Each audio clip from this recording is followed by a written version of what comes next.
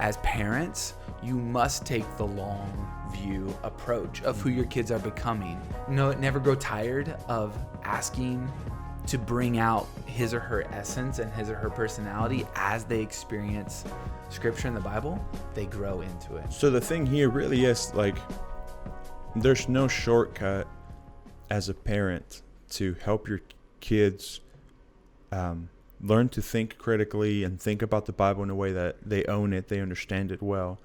Because if we just read to them, and that's their knowledge, and that's as much as we invest in them, and we say children's ministry will take care of the rest, then we are not really helping them to own the Bible themselves.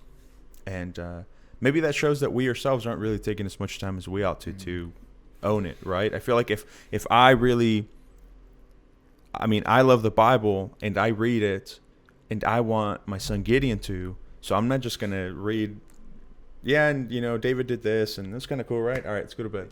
You know, I want him to know, I want to see his face when he understands what David did. Like, he did what? You know, and ask him questions. And do you understand what is happening here? Like, David did this and the king didn't. And I want my kid to be like, wow, that's so cool. Yeah. But if you just read the story, it doesn't really leave any room for...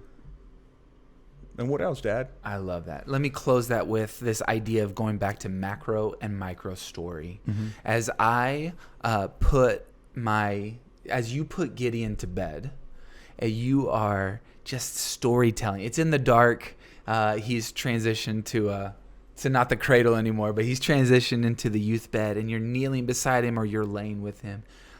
Use that time to tell the stories rather than read, and to model your own faith. Oh my gosh.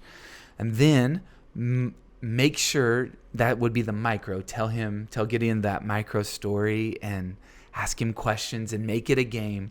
And then never miss the opportunity to say, that is only a little bit of God's story and the way that he loves you.